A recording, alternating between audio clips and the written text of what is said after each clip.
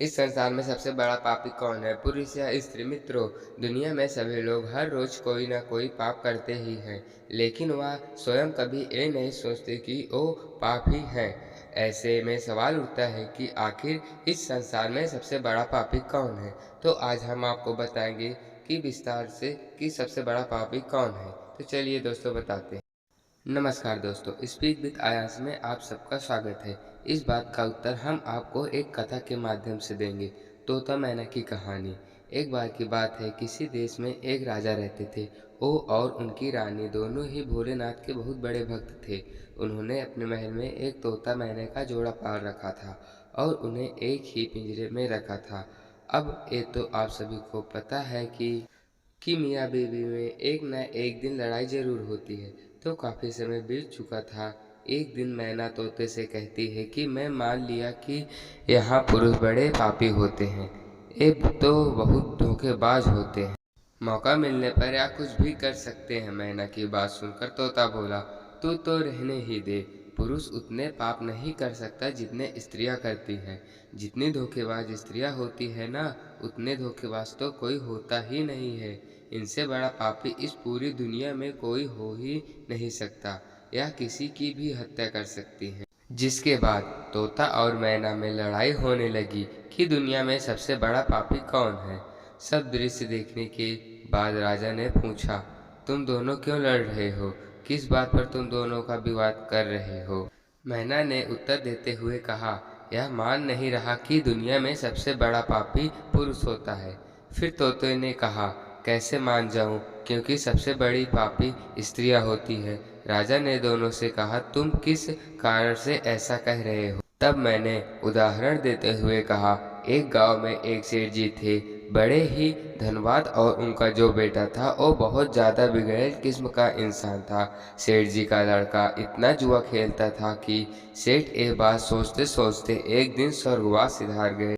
जब पिताजी जिंदा थे तो वह थोड़ा थोड़ा जुआ खेलता था, लेकिन पिता की मृत्यु के बाद वह मुक्त हो गया और आराम से दिन रात केवल जुआ ही खेलने लगा।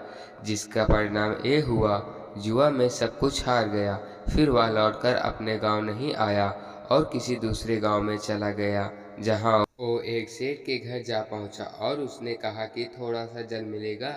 जब सेठ ने उससे पूछा कि तुम कहाँ से आए हो, क्या करते हो, जिसके उत्तर में लड़के ने कहा, मैं व्यापारी हूँ और मेरा जहाज से जा रहा था व्यापार करने। मेरा सामान समुद्र में डूब गया, तो आप कुछ मेरी मदद कर देते तो अच्छा होता। सेठ ने लड़के की बात सुनी और फिर उसकी बातों से जाल में फंस गए और कहने लगे कि बेटा, तुम दिखने में तो ठीक ठाक हो और कमा भी लेते हो, तो क्या मेरी बेटी से शादी करोगे? ये बात सुनकर लड़का खुश हो जाता है और शादी के लिए हामी भर देता है, जिसके बाद दोनों का विवाह हो जाता है और सेठ अपनी बेटी को खूब सारा धन देकर विदा कर देते हैं। अब इस लड़के को तो केवल धन के लिए ही विवाह करना था, जो वो कर लेता है।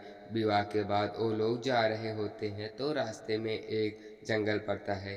तब वह लड़का अपनी पत्नी से कहता है कि देखो, हम लोग जंगल से गुजर रहे हैं, तो कोई भी चोर तुम्हें जेवर चुरा ले सकता है, तो ऐसा करो कि तुम अपने सारे जेवर उतार के मुझे दे दो। अब उसकी पत्नी ने उससे पर भरोसा करके अपने सारे जेवर अपने पति को दे दिए। देती भी कैसे नहीं, क्योंकि वो उसका पति था। जिसके बाद उस लड़के ने अपनी पत्नी के जेवर एक कपड़े में रखकर अपने कमर में बांध लिया। फिर वह सभी एक जगह आराम करने के लिए रुके। तभी उस लालची लड़के के साथ आई दासी को उसने मार डाला और अपनी पत्नी को कुएं में गिरा दिया कि वह उसमें डूबने से मर जाएगी। वो वहाँ से चला गया, किंतु उसकी पत्नी मरी नहीं और कुएं से बाहर निकलने के लिए आवाज लगाती रही। कुएं के पास से एक आदमी गुजर रहा था। तब उसने किसी महिला की आवाज सुनी, तो उस व्यक्ति ने उस महिला को कुएं से जैसे तैसे करके बाहर निकाला। कुएं से बाहर निकलने के बाद महिला ने अपनी सारी जानकारी उस व्यक्ति को दे दी, जिस पर उस व्यक्ति ने महिला को उसके पिता के घर पहुंचा दिया। घर पहुंचने के बाद महिला के पिता यानी सेठ जी ने पूछा, क्या हुआ तुम्हारे साथ अब? क्योंकि वो स्त्री प्रतिव्रता थी, इसलिए उसने अपने पिता से झूठ कहा और बोली, पिताजी, जंगल में कुछ चोरों ने हम पर हमला कर दिया था और दासी को मार दिया। मुझे कुएं में ढकेल दिया और पति का कुछ नहीं पता। बेटी की बात सुनकर सेठ जी बोले, चलो कोई बात नहीं, भगवान सब सही कर देंगे। कुछ समय बाद लड़का दोबारा अपने ससुराल पहुंचा और सोचा कि सेठ जी से कहेगा कि आप नाना बनने वाले हैं और इसके बदले में खूब सारा धन मिल जाएगा। लेकिन वह जैसे ही अपने ससुराल पहुंचा, उसकी मुलाकात उसके पत्नी से हुई, जिसके पर उसकी पत्नी ने उससे कहा, मैंने पिताजी को ये सारी बातें बताई है, तो आप भी यही बता देना। वो कहते हैं ना, आदत वालों की आदत नहीं जाती। उसने देखा कि उसकी पत्नी ने बहुत सारे जेवर पहन रखे हैं, तो उस लड़के ने पत्नी से कहा, तुम अभी जाकर सो जाओ, मैं तुम्हें सुबह अपने साथ घर ले जाऊंगा। रात हुई और उसने अपनी पत्नी का चाकू से कत्ल कर दिया तथा सारे जेवर लेकर चला गया। राजा एक सब कहानी बताने के बाद मैना ने कहा कि इसलिए मैं बोलती थी कि पुरुष दुनिया के सबसे बड़े पापी इंसान होते हैं। उसने अपनी पत्नी को मारा और सारा सामान लेकर चला गया। मैना की यह बात सुनकर तोते ने भी राजा के एक कहानी सुनाई, जिसमें उसकी स्त्री के चरित्र को लेकर बात की गई थी। दोनों की बात सुनने के बाद राजा बोले, इस बात का उत्तर मैं देता हूँ कि कौन सबसे बड़ा पापी है। राजा आगे बताते हैं कि जिस इंसान की सोच उसके स्तर से नीचे गिर जाती है, वह इंसान सबसे बड़ा पापी होता है।